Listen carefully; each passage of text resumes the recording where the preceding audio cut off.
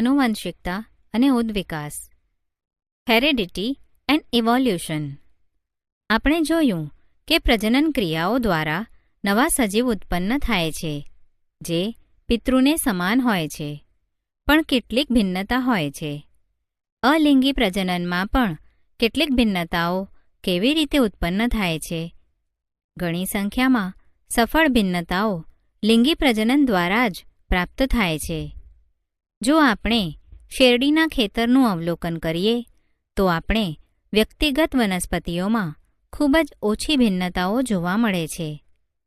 માનવ તેમજ મોટાભાગના પ્રાણીઓ જે લિંગી પ્રજનન દ્વારા ઉત્પન્ન થાય છે, આમાં વ્યક્તિગત સ્તરે અનેક ભિન્નતાઓ દ્રશ્ય હોય છે. આ પ્રકરણમાં આપણે તે ક્રિયાવિધિઓનો અભ્યાસ કરીશું જેના કારણે ભિન્નતાઓ ઉત્પન્ન થાય છે અને આનુવંશિક બને છે. ભિન્નતાઓનો સંચય ને લાંબા સમય સુધી થનારી અનુભવતી અસરનો અભ્યાસ અત્યંત રોચક છે અને ઉદ્વિકાસમાં આપણે તેનો અભ્યાસ કરીશું. પ્રજનન દરમિયાન ભિન્નતાઓનું સંચયન. Accumulation of variation during reproduction. પૂર્વ અસ્તિત્વ ધરાવતી પેઢીમાંથી આનુવંશિક સંતતિને એક આધારક શારીરિક બંધારણ એટલે કે ડિઝાઇન તેમજ કેટલીક ભિન્નતાઓ પ્રાપ્ત થાય છે. બીજી પેઢીમાં પહેલી પેઢીથી આવતી ભિન્નતાઓ તેમજ કેટલીક નવી ભિન્નતાઓ ઉત્પન્ન કરશે.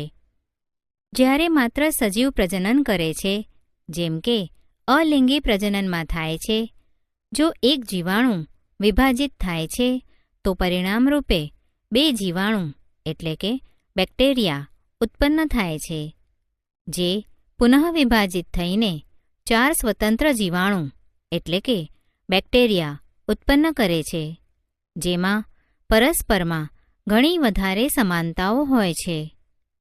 તેમાં પરસ્પર ખૂબ જ ઓછી ભિન્નતા હોય જે ડીએનએ પ્રવૃત્તિના સમયે ન્યૂનતમ ખામીઓને કારણે ઉત્પન્ન થઈ હશે.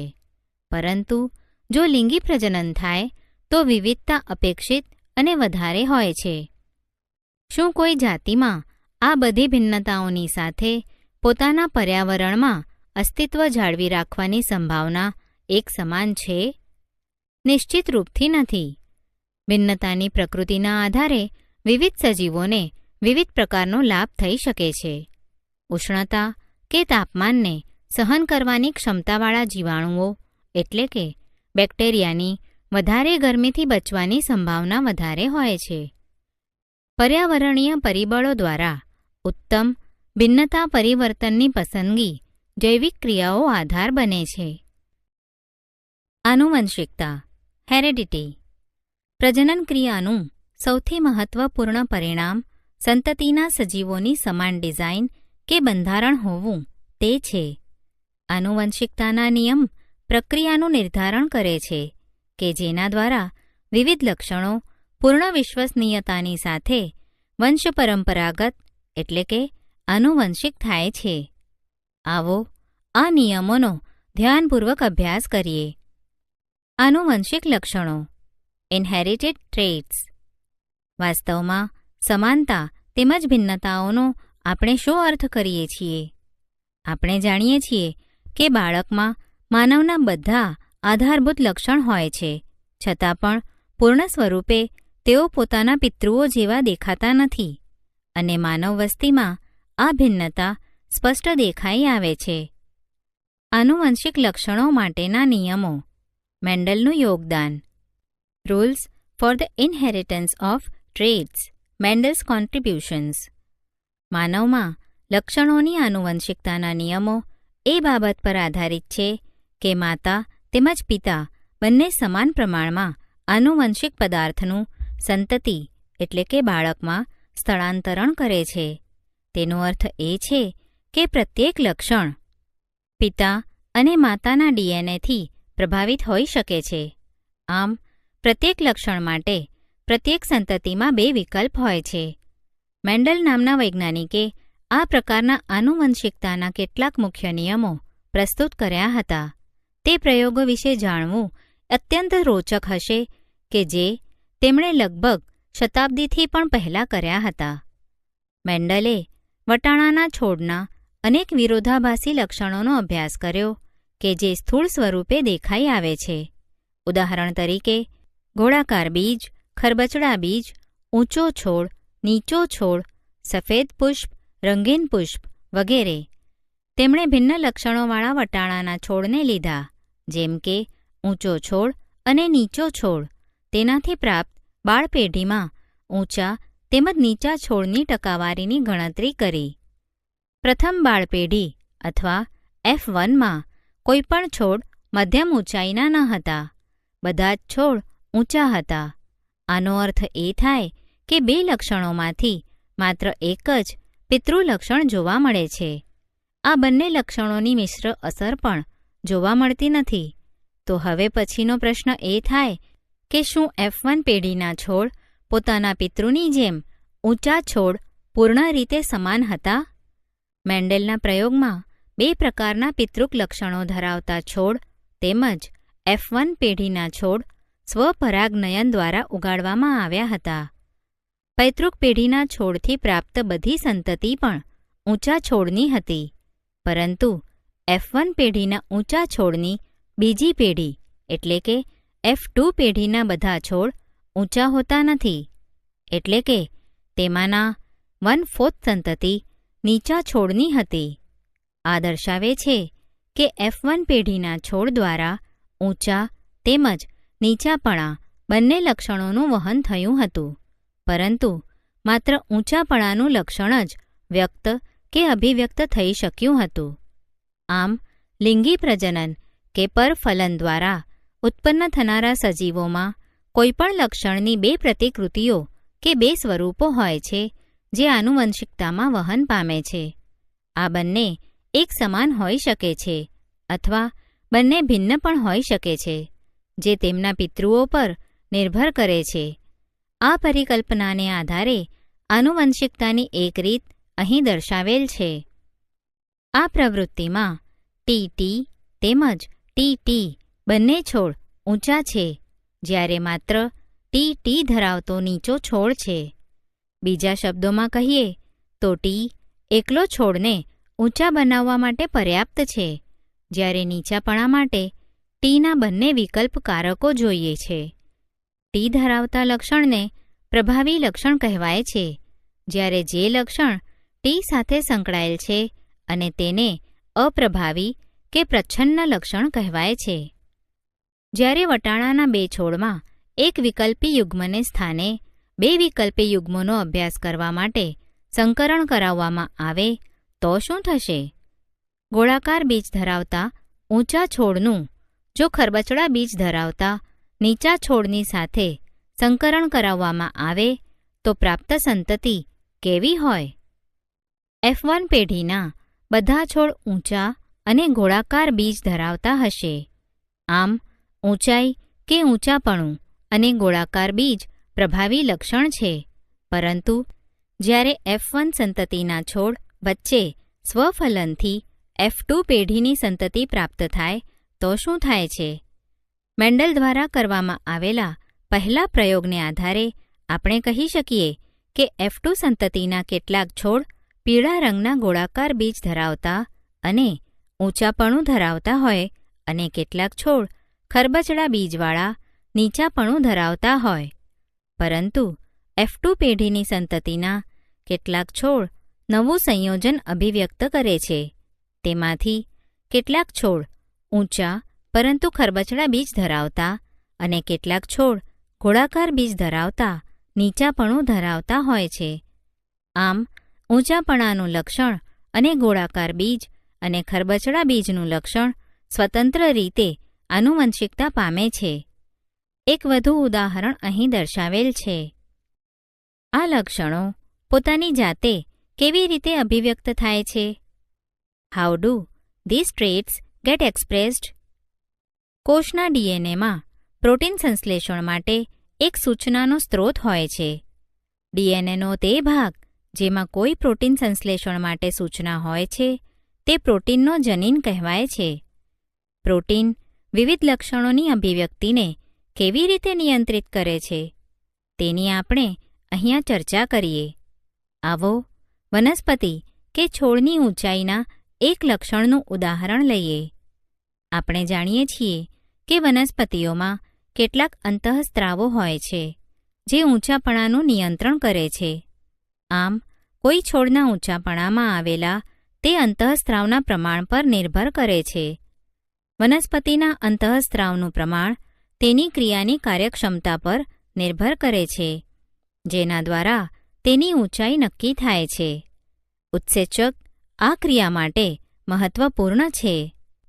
જો આ ઉત્સેચક કાર્યક્ષમ રીતે કાર્ય કરે તો અંતઃસ્ત્રાવ પર્યાપ્ત માત્રામાં નિર્માણ થાય અને છોડ ઊંચો થાય છે.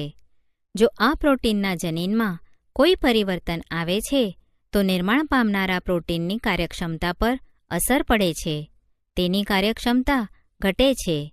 આમ નિર્માણ પામનારા અંતઃસ્ત્રાવની માત્રા પણ ઓછી હોય છે અને છોડ નીચો બને છે. આમ જનીનો લક્ષણો એટલે કે ટ્રેટ્સને નિયંત્રિત કરે છે. જો મેન્ડલના પ્રયોગનું અર્થઘટનને સમજવા જેની આપણે ચર્ચા કરી રહ્યા હતા તે સાચું છે કે જો તેની ચર્ચા આપણે આ અગાઉ કરી ગયા છીએ. લિંગી પ્રજનન દરમિયાન સંતતિના ડીએનએમાં બંને પિતૃનું સમાન રીતે યોગદાન હોય છે. જો બંને પિતૃઓ સંતતિના લક્ષણોનું નિર્ધારણ કરવામાં મદદરૂપ થાય છે તો બંને પિતૃઓ એક જ જનીનની એક પ્રતિકૃતિ સંતતિને આપે છે. આનો અર્થ એ થાય કે વટાણાના પ્રત્યેક છોડમાં બધા જનીનોના 2 સેટ્સ એટલે કે યુગ્મ હોય. પ્રત્યેક પિતૃ તરફથી એક સેટની આનુવંશિકતા થાય છે. આ રીતને સફળ કરવા માટે પ્રત્યેક પ્રજનન કોષમાં જનીનનો માત્ર એક જ સેટ હોય છે. જ્યારે સામાન્ય વાનસ્પતિક કોષ અથવા દૈહિક કોષમાં જનીનના સેટની 2 પ્રતિકૃતિઓ એટલે કે કોપીઝ હોય છે તો પછી જનીન કોષમાં તેનો એક સેટ કેવી રીતે બને છે? જો સંતતિ છોડ કે બાળ છોડને પિતૃ છોડથી સંપૂર્ણ જનીનનો એક પૂર્ણ સેટ પ્રાપ્ત થાય છે તો અહીં દર્શાવેલ પ્રયોગ સફળ થઈ શકતો નથી. તેનું મુખ્ય કારણ એ છે કે 2 લક્ષણ R અને Y સેટમાં એકબીજાથી સંલગ્ન રહે છે તથા સ્વતંત્ર રીતે આનુવંશિકતા દર્શાવી શકતા નથી. તેથી આ સત્યને આધારે સમજી શકાય છે કે વાસ્તવમાં એક જનીન સેટ માત્ર એક ડીએનએ શૃંખલાના રૂપમાં ન હોઈને ડીએનએની અલગ અલગ સ્વતંત્ર રૂપે શૃંખલા હોય છે. પ્રત્યેક એક રંગસૂત્ર કહેવાય છે. આમ પ્રત્યેક કોષમાં પ્રત્યેક રંગસૂત્રની 2 પ્રતિકૃતિઓ હોય છે જેમાંથી એક નર તથા બીજી માદા પિતૃ તરફથી પ્રાપ્ત થયેલી હોય છે. પ્રત્યેક પિતૃકોષ પૈતૃક અથવા માતૃક થી રંગસૂત્રની પ્રત્યેક જોડમાં માત્ર એક રંગસૂત્ર જ એક જનીન કોષમાં આવે છે. જ્યારે 2 જનીન કોષોના સંલયન કે ફલન થવાથી નિર્માણ પામેલા યુગ્મનજમાં રંગસૂત્રોની સંખ્યા પુનઃ સામાન્ય થઈ જાય છે અને સંતતિમાં રંગસૂત્રોની સંખ્યા નિશ્ચિત જળવાઈ રહે છે, જે જાતિનું ડીએનએની સ્થાયીતાને સુનિશ્ચિત કરે છે. આનુવંશિકતાની આ ક્રિયાવિધિથી મેન્ડલના પ્રયોગોના પરિણામને સમજી શકાય છે. તેનો ઉપયોગ લિંગી પ્રજનન કરનારા બધા સજીવો કરે છે, પરંતુ અલિંગી પ્રજનન કરનારા સજીવોમાં આનુવંશિકતાના આ નિયમોનું પાલન પણ કરે છે. લિંગી નિશ્ચયન સેક્સ ડિટર્મિનેશન. લિંગી પ્રજનનમાં ભાગ લેનારા બંને એકલ સજીવ કોઈને કોઈ બાબતમાં એકબીજાથી ભિન્ન હોય છે, જેના ઘણા કારણો છે. નવજાત શિશુના લિંગ કેવી રીતે નક્કી થાય છે? ભિન્ન ભિન્ન જાતિ તેના માટે ભિન્ન ભિન્ન રીત અપનાવે છે. કેટલાક પૂર્ણતઃ પર્યાવરણ પર આધારિત હોય છે, જેથી કેટલાક પ્રાણીઓમાં લિંગ નિશ્ચયન ફલિત અંડકોષના તાપમાન પર આધારિત હોય છે કે સંતતિ કે બાળ પેઢી નર હશે કે માદા. સ્નેલ જેવા કેટલાક પ્રાણીઓ પોતાનું લિંગ બદલી શકે છે, જે એ વાતનો સંકેત છે કે તેમાં લિંગ નિશ્ચયનની ક્રિયા આનુવંશિક નથી, પરંતુ માનવમાં લિંગ નિશ્ચયન આનુવંશિકતા પર આધાર રાખે છે. બીજા શબ્દોમાં, પિતૃસજીવોમાંથી આનુવંશિકતા પામેલ જનીન જ આ વાતનો નિર્ણય કરે છે કે બાળપેઢી કે સંતતિ છોકરો હશે કે છોકરી. પરંતુ અત્યાર સુધી એમ માનતા રહ્યા છીએ કે બંને પિતૃઓમાંથી એક જ જેવા જનીન સેટ સંતતિમાં આવે છે. જો આ શાશ્વત નિયમ છે, તો પછી લિંગ નિશ્ચયન આનુવંશિક કેવી રીતે હોઈ શકે છે? તેને સમજવા માટે એ સત્ય છે કે માનવના બધા જ રંગસૂત્રો સંપૂર્ણ રીતે યુગ્મ હોતા નથી. માનવમાં મોટાભાગના રંગસૂત્રો માતા અને પિતાના રંગસૂત્રોના પ્રતિકૃતિ સ્વરૂપે હોય છે. તેની સંખ્યા 22 જોડ છે. પરંતુ યુગ્મ, જેને લિંગી રંગસૂત્ર કહે છે, જે હંમેશા સંપૂર્ણ યુગ્મમાં હોતું નથી. સ્ત્રીમાં રંગસૂત્રનું પૂર્ણ યુગ્મ હોય છે અને બંને રંગસૂત્રોને એક્સ કહેવાય છે. પરંતુ પુરુષ એટલે કે નરમાં આ જોડી પરિપૂર્ણ કે સંપૂર્ણ જોડમાં નથી, જેમાં એક રંગસૂત્ર સામાન્ય આકારનું એક્સ હોય છે અને બીજું રંગસૂત્ર નાનું હોય છે, જેને વાય રંગસૂત્ર કહે છે. આમ સ્ત્રીઓમાં XX, પુરુષમાં XY રંગસૂત્ર હોય છે. શું હવે આપણે એક્સ અને વાય રંગસૂત્રની આનુવંશિકતાની રીત કે પદ્ધતિનો ખ્યાલ મેળવી શકીએ છીએ? જેમ કે અહીં દર્શાવેલ છે, સામાન્ય રીતે અડધા બાળકો છોકરા તેમજ અડધા બાળકો છોકરી હોઈ શકે છે. બધા બાળકો તેઓ છોકરા કે છોકરીઓ હોઈ શકે છે જે પોતાની માતા તરફથી એક્સ રંગસૂત્ર મેળવે છે. આમ બાળકોના લિંગ નિશ્ચયનનો આધાર તેના પર રહેલો છે કે તેઓ તેમના પિતા તરફથી એક્સ રંગસૂત્ર આનુવંશિકતાની દ્રષ્ટિએ પ્રાપ્ત થશે તે છોકરી, તેમજ જે બાળકને પોતાના પિતા તરફથી વાય રંગસૂત્ર આનુવંશિકતાની દ્રષ્ટિએ પ્રાપ્ત થશે તે છોકરો બને છે. ઉદ્વિકાસ, ઇવોલ્યુશન. આપણે જોયું કે પ્રજનન ક્રિયા દરમિયાન વિભિન્નતાની પ્રવૃત્તિ આંતરસંરચનાકીય બને છે, જે ડીએનએ પ્રતિકૃતિમાં ત્રુટીઓ તેમજ લિંગી પ્રજનન બંનેમાં ઉત્પન્ન થાય છે. આવો આપણે આ પ્રવૃત્તિના કેટલાક પરિણામોનો અભ્યાસ કરીએ. એક દ્રષ્ટાંત, એક ઉદાહરણ. એન ઇલસ્ટ્રેશન. વિચારો કે 12 લાલ ભમરાઓ એટલે કે બીટલ્સ નો એક સમૂહ છે. તે લીલા પર્ણોવાળી ઝાડીઓ, પર્ણોની ગીચતાવાળો પ્રદેશમાં રહે છે. તેમની વસ્તી લિંગી પ્રજનન દ્વારા વૃદ્ધિ કરે છે અને વિભિન્નતાઓ ઉત્પન્ન કરી શકે છે. આપણે તેની પણ કલ્પના કરીએ કે કાગડા ભમરાને ખાઈ જાય છે. કાગડા જેટલા પણ ભમરાઓને ખાઈ જશે તેટલા ભમરા પ્રજનન માટે ઓછા પ્રાપ્ત થશે. હવે આપણે અન્ય પરિસ્થિતિઓની કલ્પના કરીએ જે આ ભમરાઓની વસ્તીમાં વિકાસ પામી શકે છે.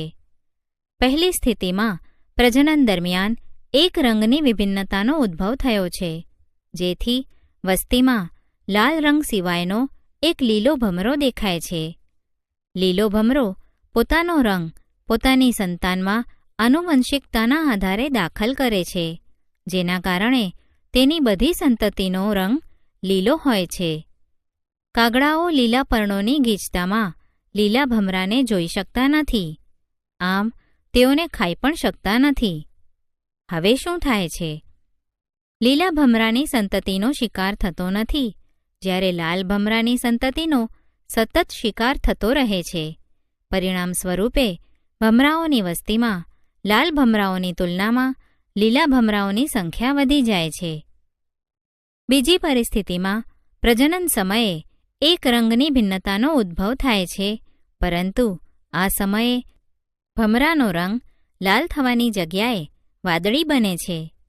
આ ભમરો પણ પોતાના રંગની અલગ પેઢીની આનુવંશિકતા દર્શાવી શકે છે. પરિણામ સ્વરૂપે આ ભમરાની બધી સંતતિ વાદળી રંગની હોય છે. કાગડા વાદળી અને લાલ રંગના ભમરાઓને લીલા પર્ણોમાં સરળતાથી ઓળખી શકે છે અને તેઓનો શિકાર કરે છે. શરૂઆતમાં શું થાય છે? વસ્તીનું કદ જેમ જેમ વધતું જાય છે તેમાં ખૂબ જ ઓછા વાદળી ભમરા હોય છે, પરંતુ મોટા ભાગના લાલ રંગના ભમરા હોય છે.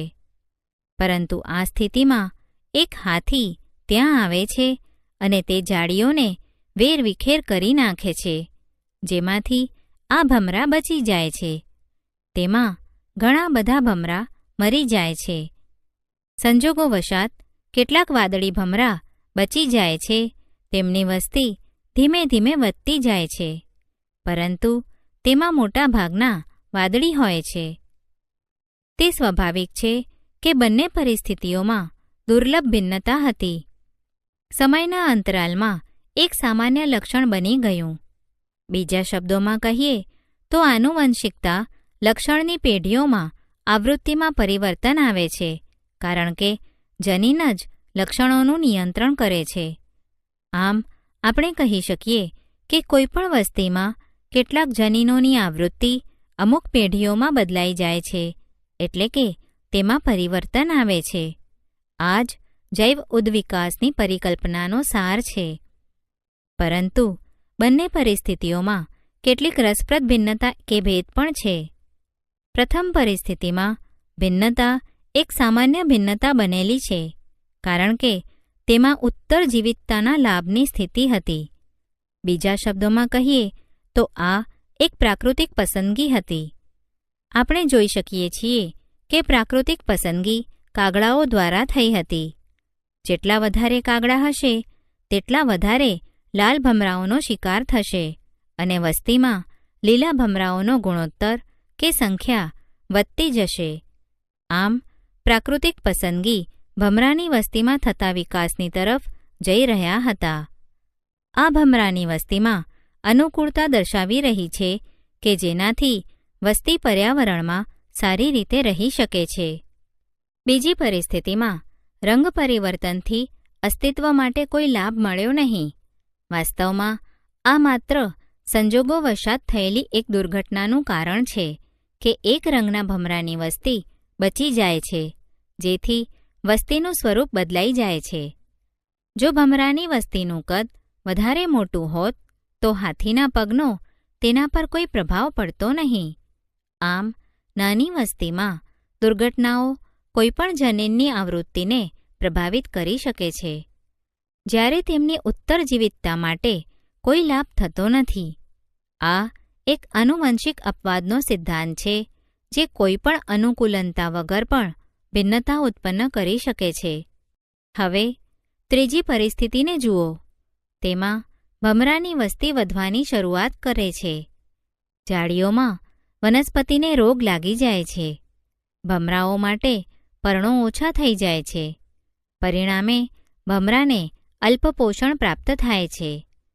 ભમરાના સરેરાશ ભારમાં તુલનાત્મક રીતે ઉણપ આવે છે.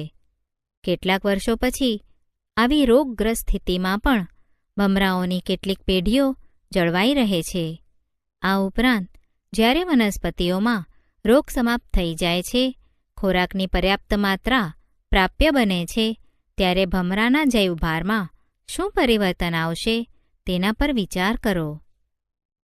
ઉપાર્જિત તેમજ આનુવંશિક લક્ષણો. Acquired and inherited traits.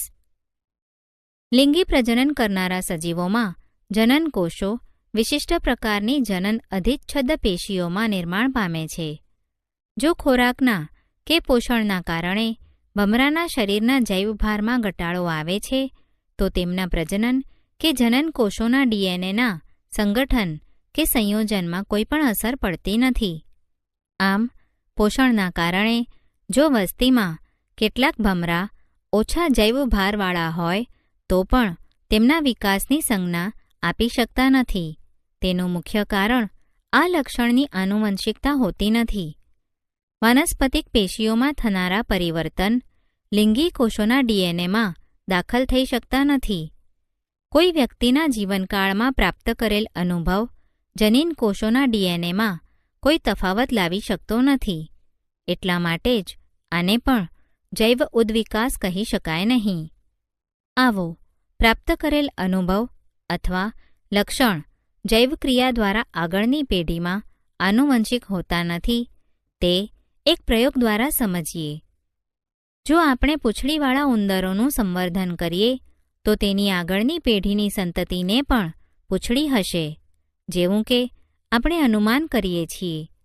હવે જો આ ઉંદરોની પૂંછડીને કેટલીક પેઢીઓ સુધી કાપતા રહીએ તો શું આ ઉંદરો દ્વારા પૂંછડી વગરની સંતતિ પ્રાપ્ત થઈ શકે? તેનો જવાબ છે ના, જે સ્વાભાવિક પણ છે, કારણ કે પૂંછડી કાપવાથી જનીન કોષોના જનીન પર કોઈ પ્રભાવ પડતો નથી. આનુવંશિકતા તેમજ વારસાનું ગમન, જેની ચર્ચા આપણે અગાઉ કરી ગયા છીએ, જેનું જ્ઞાન જૈવ ઉદ્વિકાસવાદને સમજવા માટે જરૂરી છે. આ કારણે જ 19મી સદીમાં પ્રાકૃતિક પસંદગી દ્વારા જૈવ ઉદ્વિકાસનો સિદ્ધાંત આપનાર ચાર્લ્સ ડાર્વિન પણ આની ક્રિયાવિધિનું સંશોધન કરી શક્યા નહીં. તેઓ નિશ્ચિતપણે એવું કરી શકત જો તેઓ તેમના સમકાલીન ઓસ્ટ્રિયન ગ્રેગર મેન્ડલના પ્રયોગોના મહત્વને જાણતા હોત. મેન્ડલ પણ ડાર્વિનના સિદ્ધાંતોથી અજાણ હતા. જાતિ નિર્માણ, સ્પેશિએશન. અત્યાર સુધી આપણે જે કંઈ પણ જોયું, સમજ્યા તે સૂક્ષ્મ વિકાસ હતો. તેનો અર્થ એ છે કે આ પરિવર્તન ખૂબ જ નાના હતા, જેમ કે મહત્વપૂર્ણ પણ છે, છતાં પણ તે વિશિષ્ટ જાતિની વસ્તીના સામાન્ય લક્ષણોમાં પરિવર્તન લાવે છે. પરંતુ આનાથી તે સમજી શકાતું નથી કે નવી જાતિનો ઉદ્ભવ કેવી રીતે થાય છે.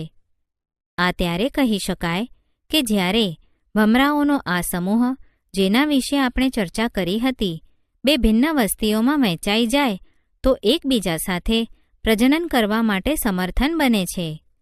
જ્યારે આ પરિસ્થિતિ ઉત્પન્ન થઈ જાય છે ત્યારે આપણે તેઓને બે સ્વતંત્ર જાતિ કહી શકીએ છીએ. તો શું આપણે તે કારણોની વિસ્તૃત ચર્ચા કરીએ કે જેનો ઉલ્લેખ આપણે ઉપર કર્યો છે અને જાતિના નિર્માણના સિદ્ધાંતને સમજવાનો પ્રયત્ન કરીએ? વિચારો કે ઝાડીઓ કે જેના પર ભમરાઓ ખોરાક મેળવવા માટે આધાર રાખતા હતા, તેની જગ્યાએ એક પર્વતમાળાના મોટા વિસ્તારમાં ફેલાઈ જાય તો શું થાય?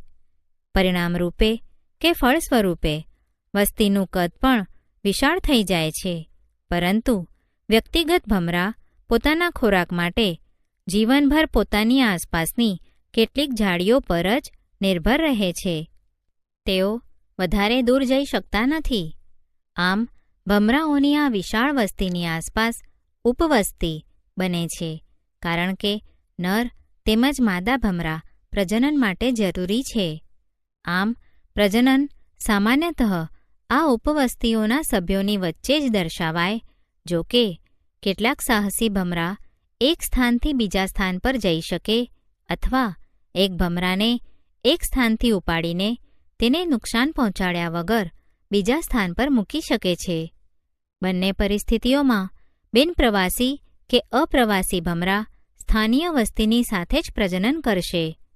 પરિણામ સ્વરૂપે અપ્રવાસી ભમરાનો જે નવી વસ્તીમાં પ્રવેશ થાય છે, આ પ્રકારનો જનીન પ્રવાહ તે વસ્તીઓમાં વહન પામી રહ્યો છે, જે આંશિક રીતથી અલગ અલગ છે, પરંતુ સંપૂર્ણપણે અલગ હોતી નથી.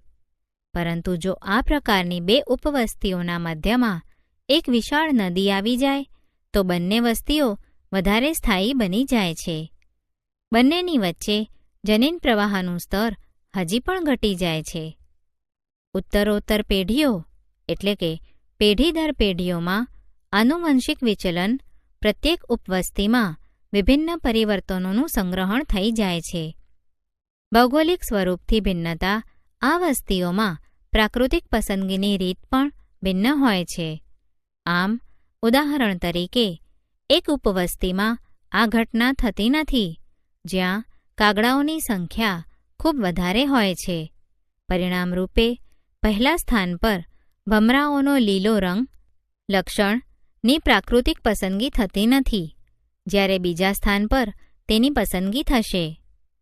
ભમરાઓની આ સ્થાયીતા ઉપવસ્તીઓમાં આનુવંશિક વિચલન તેમજ પ્રાકૃતિક પસંદગીની સંયુક્ત અસરને કારણે પ્રત્યેક વસ્તી એકબીજાથી વધારે ભિન્ન બનતી જાય છે. એ પણ સંભવ છે કે અંતમાં આ વસ્તીઓના સભ્યો એકબીજાની સાથે મળ્યા પછી પણ અંતર્જનન માટે અસમર્થ હોય છે. ઘણી રીતો છે જેના દ્વારા આ પરિવર્તન સંભવ છે. જો ડીએનએમાં આ પરિવર્તન પર્યાપ્ત છે, જેમ કે રંગસૂત્રોની સંખ્યામાં પરિવર્તન, બે વસ્તીઓના સભ્યોના પ્રજનન કોષોનું સંમેલન કરવામાં અસમર્થ હોય છે, અથવા સંભવ છે કે આવી વિભિન્નતા ઉત્પન્ન થઈ જાય જેમાં લીલા રંગની માદા ભમરા લાલ રંગના નરની સાથે પ્રજનનની ક્ષમતા ગુમાવી દે છે. તે માત્ર લીલા રંગના નર ભમરાની સાથે જ પ્રજનન કરી શકે છે. આ લીલા રંગની પ્રાકૃતિક પસંદગી માટે એક અત્યંત દ્રઢ પરિસ્થિતિ છે. હવે જો એવી લીલા રંગની માદા ભમરા બીજા સમૂહના લાલ રંગના નરની સાથે મળે છે તો તેનો વ્યવહાર એવો થઈ જશે કે પ્રજનન ન થઈ શકે.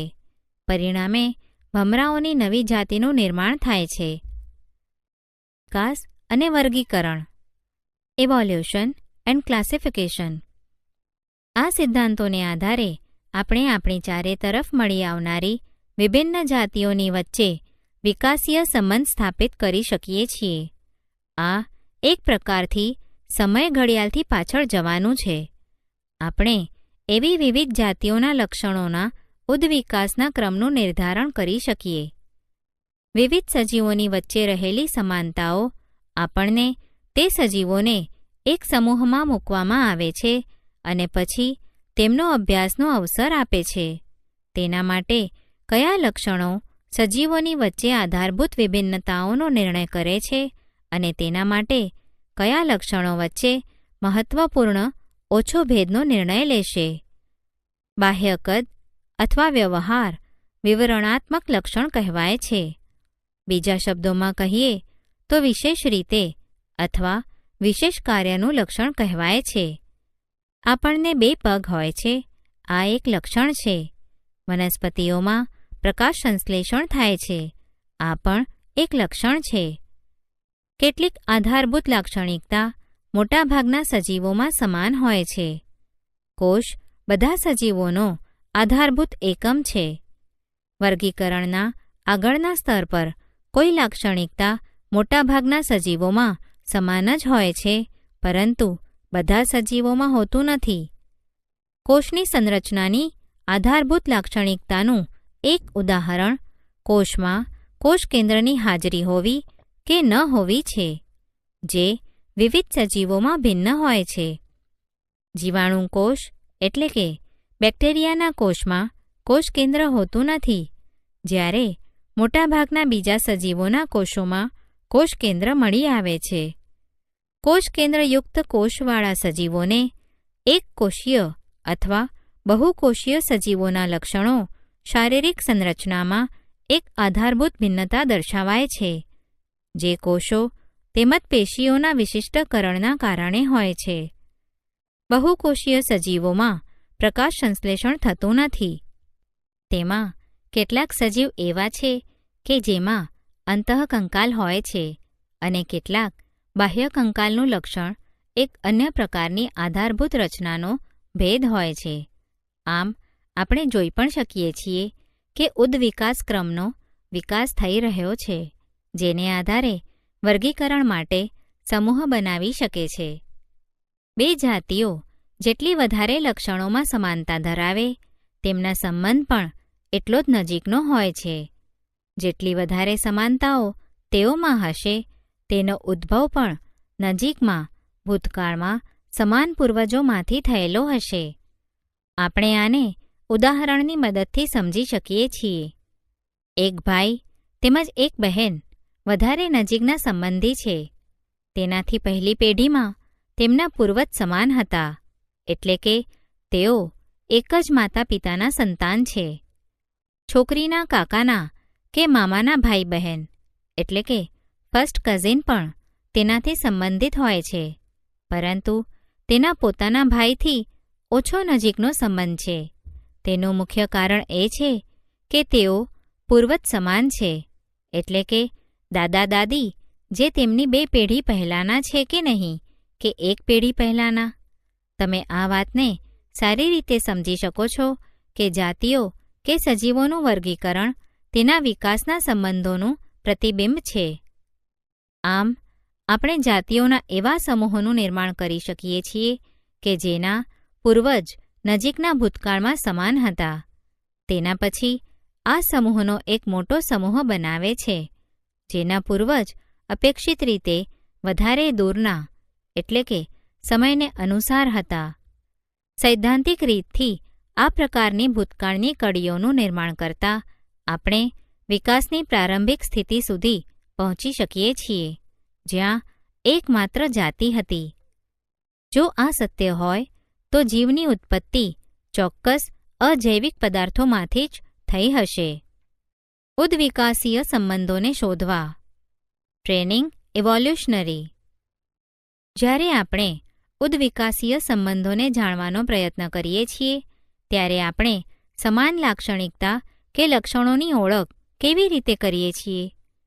વિવિધ સજીવોમાં આ લક્ષણ સમાન હશે કારણ કે તે સમાન પિતૃથી આનુવંશિકતા પામેલા છે. ઉદાહરણ તરીકે આ વાસ્તવિકતાને જ લઈએ કે પક્ષીઓ, સરીસૃપ તેમજ ઉભયજીવીઓની જેમ જ સસ્તન પ્રાણીઓ પણ 4 ઉપાંગો ધરાવે છે. બધામાં ઉપાંગોની આધારભૂત સંરચના એક સમાન હોય છે. જો કે વિવિધ પૃષ્ઠવંશીઓમાં કાર્ય કરવા માટે તેઓનું રૂપાંતરણ થાય છે છતાં પણ ઉપાંગની આધારભૂત સંરચના એક સમાન છે. એવા સમજાત લક્ષણોથી ભિન્ન જોવા મળતી વિભિન્ન જાતિઓની વચ્ચે વિકાસીય સંબંધની ઓળખ કરવામાં મદદ મળી રહે છે. પરંતુ કોઈ અંગના આકારમાં સમાનતાઓ હોવાનું એકમાત્ર કારણ સમાન પૂર્વજ પરંપરાગત નથી. પક્ષી તેમજ ચામાચીડિયાને પાંખ હોય છે પરંતુ ખિસકોલી તેમજ ગરોળીને પાંખ હોતી નથી. તો શું પક્ષી તેમજ ચામાચીડિયાની વચ્ચેનો સંબંધ ખિસકોલી અને ગરોળીની તુલનામાં વધારે નિકટ છે? આના પહેલાં કે આપણે કોઈ તારણ કાઢીએ આપણે પક્ષી તેમજ ચામાચીડિયાની પાંખોનું અવલોકન સૂક્ષ્મ રીતે કરવું જોઈએ. જ્યારે આપણે એવું કરીએ ત્યારે આપણને ખબર પડે છે કે ચામાચીડિયામાં પાંખ મુખ્યત્વે મધ્યસ્થ આંગળીના મધ્યની ત્વચાના વિસ્તરણથી બને છે જે પીછાઓથી ઢંકાયેલી રહે છે. આમ બંને પાંખોની રચના, તેમનું બંધારણ તેમજ સંઘટકોમાં વધારે ભિન્નતા છે. તેઓ એક જેવા દેખાય છે કારણ કે તે ઉડવા માટે તેનો ઉપયોગ કરે છે પરંતુ બધાની ઉત્પત્તિ, બંનેની ઉત્પત્તિ સંપૂર્ણ રીતે સમાન રીતે થયેલી નથી. આ કારણસર તેને સમરૂપ કે કાર્ય સંદેશ અંગોનું લક્ષણ ગણવામાં આવે છે, નહીં કે સમજાત લક્ષણ. હવે તે વિચાર કરવો વધારે રસપ્રદ રહેશે કે પક્ષીના અગ્ર ઉપાંગ તેમજ ચામાચીડિયાના અગ્ર ઉપાંગને સમજાત માની શકાય અથવા સમરૂપ. અશ્મિ, જીવાશ્મિ, ફોસિલ્સ. અંગોની સંરચના માત્ર વર્તમાન જાતિઓ પર થઈ શકતી નથી પણ તે જાતિઓ પર પણ આધાર રાખી શકે છે જે અત્યારે એટલે કે હાલમાં જીવિત નથી. આપણે કેવી રીતે જાણી શકીએ કે તે લુપ્ત થયેલી જાતિઓ કદી અસ્તિત્વમાં પણ હતી? આપણે આ અશ્મિ એટલે કે જીવાશ્મિ દ્વારા જાણી શકીએ છીએ. અશ્મિ કે જીવાશ્મિ કે જીવાવશેષ એટલે શું છે? સામાન્યતઃ સજીવના મૃત્યુ પછી તેના શરીરનું વિઘટન થાય છે અને તે સમાપ્ત થઈ જાય છે. પરંતુ ક્યારેક સજીવ અથવા તેના કેટલાક ભાગ એવા વાતાવરણમાં જતા રહે છે કે જેના કારણે તેનું વિઘટન સંપૂર્ણ રીતે થઈ શકતું નથી. ઉદાહરણ તરીકે, જો કોઈ મૃત કીટક ગરમ માટીમાં સુકાઈ જઈને કડક થઈ જાય અને તેમાં તે કીટકના શરીરની છાપ સુરક્ષિત રહી જાય છે. આ પ્રકારે કે રીતે રક્ષણ પામેલા અવશેષને જીવાશ્મ કે જીવાવશેષ કે અશ્મિ એટલે કે ફોસિલ કહેવાય છે. આપણે તે કેવી રીતે જાણી શકીએ કે જીવાશ્મ કેટલા જૂના કે પ્રાચીન છે? આ વાતનું અનુમાન કરવા માટે 2 ઘટકો છે. એક છે સાપેક્ષ. જો આપણે કોઈ સ્થળ પર ખોદકામ કરીએ અને એક ઊંડાઈ સુધી ખોદકામ કર્યા પછી આપણને જીવાશ્મ મળવાની શરૂઆત થાય છે, ત્યારે એવી સ્થિતિમાં તે વિચારવું તર્કસંગત છે કે પૃથ્વીની સપાટીની નિકટ કે નજીક આવેલા જીવાશ્મ ઊંડા સ્તરમાં મળી આવેલા જીવાશ્મોની તુલનામાં વધારે નવા છે. બીજી પદ્ધતિ કે રીત ફોસિલ ડેટિંગની છે, જેમાં જીવાશ્મ મળી આવનારા કોઈ એક તત્વને વિવિધ સમસ્થાનિકોના ગુણોત્તરના આધારે જીવાશ્મના સમયને નક્કી કરવામાં આવે છે. જીવાશ્મના એક પછી એક સ્તર કેવી રીતે બને છે? આવો 10 કરોડ 100 મિલિયન વર્ષ પહેલાંથી પ્રારંભ કરીએ. સમુદ્ર તલપ્રદેશ પર કેટલાક અપૃષ્ઠવંશી સજીવોનું મૃત્યુ થઈ જાય છે અને તેઓ રેતીમાં દટાઈ જાય છે. ધીમે ધીમે હજી વધારે રેતી એકત્રિત થતી જાય છે અને વધારે દબાણને કારણે તે ખડક કે મોટો પથ્થર બની જાય છે. કેટલાક મિલિયન વર્ષો પછી તે વિસ્તાર કે ક્ષેત્રમાં રહેનારા ડાયનોસોર મરી જાય છે અને તેમના શરીર પણ રેતીમાં દટાઈ જાય છે. આ રીતે કે માટી પણ દબાણ અનુભવીને મોટો પથ્થર કે ખડક બની જાય છે, જે પહેલાં અપૃષ્ઠવંશીઓના જીવાશ્મવાળા ખડક કે મોટા પથ્થરની ઉપર બને છે. ફરીથી તેના કેટલાક વર્ષો પછી આ ક્ષેત્ર કે વિસ્તારમાં ઘોડા જેવા સમાન કેટલાક સજીવોના જીવાશ્મો પહાડો કે મોટા પથ્થર અથવા ખડકમાં દટાઈ જાય છે. તેના ઘણા સમય ઉપરાંત ભૂમિક્ષારણ, માની લો કે પાણીના પ્રવાહને કારણે કેટલાક પહાડો કે ખડકો ફાટી જાય છે અને ઘોડા જેવા જ જીવાશ્મ મળી આવે છે.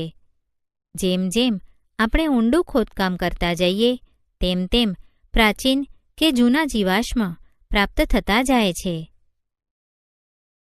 ઉદ્વિકાસના તબક્કાઓ એવોલ્યુશન બાય સ્ટેજીસ. જો જટિલ અંગ, ઉદાહરણ તરીકે આંખની પસંદગી, તેની ઉપયોગિતાના આધારે થાય છે, તો તે ડીએનએમાં માત્ર એક પરિવર્તન દ્વારા કેવી રીતે સંભવ છે?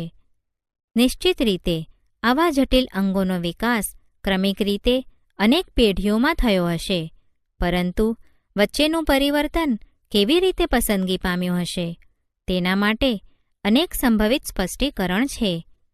એક વચ્ચેનો તબક્કો, જેમ કે અર્ધવિકસિત આંખ, કેટલીક મર્યાદા સુધી ઉપયોગમાં આવી શકે છે.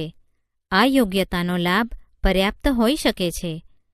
વાસ્તવમાં પાંખની જેમ આંખ પણ એક વ્યાપક અનુકૂલન પામતું અંગ છે. આ કીટકોમાં જોવા મળે છે. તેવી રીતે ઓક્ટોપસ અને પૃષ્ઠવંશીઓમાં પણ હોય છે અને આંખની સંરચના આ બધા સજીવોમાં ભિન્ન હોય છે. તેનું મુખ્ય કારણ એ છે કે ભિન્ન ભિન્ન ઉદ્વિકાસીય ઉત્પત્તિ તેની સાથે એક પરિવર્તન જે એક લક્ષણ માટે ઉપયોગી છે. કાળક્રમે તે કોઈ અન્ય કાર્ય માટે પણ ઉપયોગી પુરવાર થઈ શકે છે. ઉદાહરણ માટે પાંખ, જે સંભવતઃ ઠંડી ઋતુમાં ઉષ્મવર્ધન કે તાપમાન અવરોધક માટે વિકાસ પામ્યા હતા, કાળક્રમે તે ઉડવા માટે પણ ઉપયોગી બન્યા. વાસ્તવમાં કેટલાક ઉડવા માટે સમર્થ ન હતા. ત્યારબાદ સંભવતઃ પક્ષીઓ પાંખોને ઉડવા માટે વાપરે છે. ડાયનોસોર સરીસૃપ હતા. આમ આપણે આ અર્થઘટન કરી શકીએ કે પક્ષી ખૂબ જ નજીકથી સરીસૃપ સાથે સંબંધિત છે. અહીં તેનો ઉલ્લેખ કરવો ઘણો રસપૂર્ણ છે કે ઘણી વધારે ભિન્નતા દેખાડનારી સંરચનાઓ એક સમાન શરીર સંરચનામાંથી વિકાસ પામી શકે છે. તે પણ સત્ય છે કે જીવાશ્મ કે અશ્મિમાં અંગોની સંરચનાનું વિવેચન આપણે તે અનુમાન કરવામાં મદદરૂપ થઈ શકે છે કે ઉદ્વિકાસીય સંબંધ કેટલો પાછળ જઈ શકે છે. શું આ ક્રિયાનું કોઈ ઉદાહરણ છે? જંગલી કોબીજ તેનું એક સૌથી સારું ઉદાહરણ છે. 2000 વર્ષો પૂર્વેથી મનુષ્ય જંગલી કોબીજને એક ખાદ્ય વનસ્પતિના સ્વરૂપમાં ઉગાડતો હતો અને તેણે પસંદગી દ્વારા તેમાંથી વિવિધ શાકભાજીનો વિકાસ કર્યો. પરંતુ તે પ્રાકૃતિક પસંદગી ન રહેતા કૃત્રિમ પસંદગી છે. કેટલાક ખેડૂતોએ તેના પર્ણોની વચ્ચેનું અંતર ઓછું કરવા માંગતા હતા, જેનાથી કોબીજનો વિકાસ થાય છે, જેને આપણે ખાઈ શકીએ છીએ. કેટલાક ખેડૂતોએ પુષ્પોની વૃદ્ધિને અવરોધવા માંગતા હતા. આમ બ્રોકોલીનો વિકાસ થયો અથવા વંધ્ય પુષ્પોમાંથી ફ્લાવરનો વિકાસ થયો. કેટલાક ફૂલેલા ભાગની પસંદગી કરી, આમ ગાંઠ કોબીજનો વિકાસ થયો. કેટલાકે માત્ર પહોળી પર્ણોની જ પસંદગી કરી અને કેલે નામની શાકભાજીનો વિકાસ કર્યો. જો મનુષ્ય સ્વયં એવું નહીં કરી શકે, તો શું આપણે ક્યારેય એવો વિચાર કરી શકીશું કે ઉપરોક્ત બધી સમાન પિતૃમાંથી વિકાસ પામેલી છે? ઉદ્વિકાસીય સંબંધ શોધવાની એક અન્ય રીત તે નૈસર્ગિક પરિકલ્પના પર આધારિત છે. જેનાથી આપણે શરૂઆત કરી હતી તે વિચાર હતો કે પ્રજનન દરમિયાન ડીએનએમાં થનાર પરિવર્તન વિકાસની આધારભૂત ઘટના છે. આ સત્ય છે કે વિવિધ જાતિઓના ડીએનએની સંરચનાની તુલનાથી આપણે સીધા જ તેને નક્કી કરી શકીએ છીએ કે આ જાતિઓનો ઉદ્ભવ થતા દરમિયાન કયા અને કેટલા પરિવર્તન આવે છે.